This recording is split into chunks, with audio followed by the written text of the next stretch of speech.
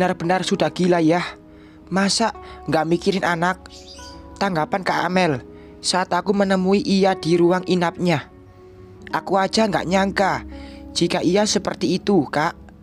Aku kira ia membela Pak Rudi karena takut masalah pekerjaan. Tapi nyatanya karena mereka punya hubungan spesial. Kasihan ibunya, pasti sangat malu dan terluka. Pak Ismail pun ikut menanggapi. Tapi lebih parah keadaan Tia dong, Mas. Iya, Mel. Semua keluarganya pasti malu. Udahlah, Sar. Berarti bukan ia jodoh yang terbaik. Mungkin saja ada lelaki lain yang jauh lebih baik dan bisa menjadi jodoh hingga akhir hayat. Kak Amel paling pintar menghiburku. Iya, Sarah. Lagian kamu masih berhak bahagia. Pak Ismail juga ikutan menanggapi, layaknya seorang sahabat. Padahal ia bos aku. Tenang deh, entar setelah aku keluar dari rumah sakit akan kucarikan lelaki terbaik untukmu. Kak Amel ngomong apaan sih? Lelaki baik itu langka bagiku, Kak. Tentu aku malu dengan ucapan Kak Amel. Aku tahu maksudnya baik, tapi tetap saja aku belum memikirkan sejauh itu. Aku juga menceritakan kecurangan Mas Arga dan Pak Rudi masalah harga barang yang dibeli. Tentu masalah Sisil juga aku ceritakan. Ini lantaran agar aku tidak kena imbas, karena Mas Arga pernah menjadi suamiku. Takutnya malah dituduh sekongkol yang tidak pernah aku lakukan. Untuk masalah Sisil, aku akan menyelidiki. Jika benar ia melakukan itu lantaran keluarganya, anggap saja itu sumbangan dariku. Aku tak salah duga, Pak Ismail orang yang baik. Bahkan istrinya juga sangat baik. Alhamdulillah aku dipertemukan dengan mereka. Namun sayang sekali hingga sekarang mereka belum dikaruniai anak. Dan tak pernah terdengar kalau Pak Ismail selingkuh. Inilah orang baik, berjodoh dengan orang baik. Aku kembali ke ruang ibu mantan mertua. Agak susah menyebutnya karena biasa dengan memanggil ibu mertua. Beliau mertua yang baik, meskipun ia pernah salah paham lantaran putranya. Namun setelah itu kami justru lebih akrab. Dengan sering terbuka, tentu terbuka masalah Mas Arga. Ibu sudah bisa dipindahkan ke ruang inap, Mbak, ucap Andi, terlihat merasa lega. Tentu saja aku ikut senang. Semoga ibu cepat sembuh. Alhamdulillah, aku ikut senang, Di. Jadi, nenek bisa sembuh kan, Mah? Tanya Tia. Kali ini ia sudah mulai tersenyum. Insya Allah, sayang. Setelah Andi mengurus ruang inap ibunya, aku dan Tia mengiringi ibu Mas Arga menuju ruangan itu. Ibu sudah bisa diajak bicara, meskipun selang oksigen belum lepas dari hidungnya. Kasihan sekali. Harapannya inginkan cucu lagi dari rahimku yang tak akan pernah terkabul. Bahkan statusku hanya mantan menantu. Sarah, Sarah. Ibu memanggil saat aku merapikan pakaian ibu di lemari yang sudah tersedia di kamar ini. Ku tinggalkan kerjaan itu lalu melangkah mendekati ibu. Ya, Bu, jawabku mulai duduk di kursi samping tempat tidur. Maafkan Arga, maafkan putraku, Sarah. Suara ibu pelan, tapi sangat jelas. Mendengar ucapan ibu, aku dan Andi langsung beradu pandang. Ini lantaran kami belum memberitahu jika Mas Arga sudah menceraikan aku. Ingin jujur, tapi takut ibu bertambah sakit. Jangan pikirkan itu dulu, Bu. Aku tidak apa-apa kok. Lihat dia, juga sudah mulai tersenyum. Melihat ibu sudah mulai baikan. Tia menanggapi dengan senyum menatap neneknya. Iya, Bu. Nanti setelah ibu keluar dari rumah sakit, aku akan carikan Tia sekolah baru agar ia tak malu. Andi juga berpendapat. Apa kata orang-orang, Di?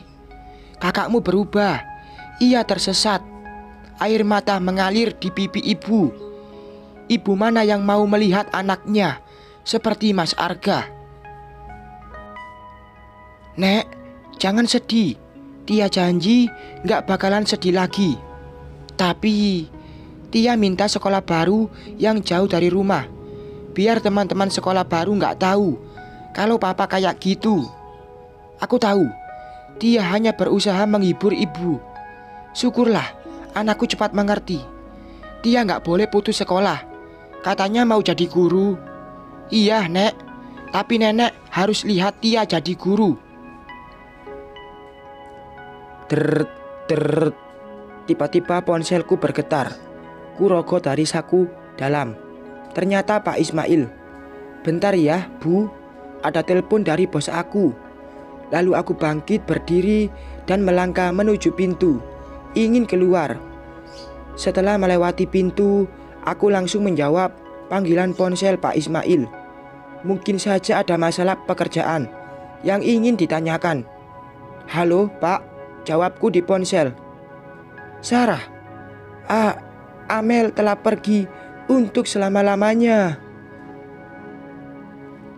Dek, rasanya jantungku mau keluar. Ini tak mungkin. Baru beberapa jam yang lewat kami bicara, dan aku masih melihat ia tersenyum. Bahkan ia tampak lebih sehat dan ceria. Kak Amel, Kak Amel. Tak bisa menahan air mata. Aku merasa sangat kehilangan Kak Amel, seperti kakak yang baik, meskipun kami hanya berteman. Teringat canda tawanya saat kami makan bersama. Bahkan ia juga sering memberikan nasihat tentang rumah tanggaku. Mungkin aku tak akan menemukan teman terasa saudara seperti Kak Amel. Sudah 5 hari Pak Ismail tidak masuk kantor. Semenjak Kak Amel meninggal, aku tahu ia sangat sedih hingga berpengaruh pada pekerjaannya. Aku yang mengontrol perusahaan dan mengirim laporan via email dan WA. Namun hari ini ia mulai masuk kantor. Syukurlah. Baru sekitar 10 menit Pak Ismail di ruangannya, tiba-tiba telepon berdering. Pak Ismail memintaku masuk ke ruangannya. Penyakit asam lambung yang sudah kronis. Baru kemarin rasanya kami bercanda. Ia tiba-tiba sesak nafas dan ia pergi dalam pangkuanku, Sarah. Aku tahu Pak Ismail sangat kehilangan istrinya. Bisa kulihat jika ia sangat mencintai Kak Amel. Kesetiaan adalah buktinya. Padahal lelaki berduit seperti Pak Ismail bisa saja mencari wanita lain atau selingkuh. Aku juga sangat kehilangan Kak Amel, Pak. Kini air mataku tumpah lagi. Pak Ismail menarik nafas panjang. Bahkan ia tak malu menangis di depanku akan sebuah rasa kehilangan. Aku sangat mengerti. Cinta mereka sangat dalam hingga kesetiaan disematkan. Amel punya pesan terakhir, Sarah. Tadinya aku anggap itu bercanda karena tak mungkin ia pergi secepat ini. Pesan? Ya, ini tentang kita berdua. Kita? Tentu aku merasa ini terdengar aneh. Aku juga bingung harus bagaimana mengungkapkannya. Bahkan Amel baru saja dikubur. Jangan salah paham. Aku hanya menyampaikan kemauannya, Sarah. Aku bingung dengan ucapan Pak Ismail. Kenapa aku disangkut pautkan dengan pesan terakhir ke Amel? Aku tak tahu apakah ini amanat atau yang jelas ia punya permintaan terakhir. Jika itu pesan terakhir, alangkah baiknya dipenuhi, Pak. Jawabku. Namanya pesan terakhir sebelum meninggal. Jika tak dipenuhi seperti hutang. Apakah kamu siap? Tanya Pak Ismail.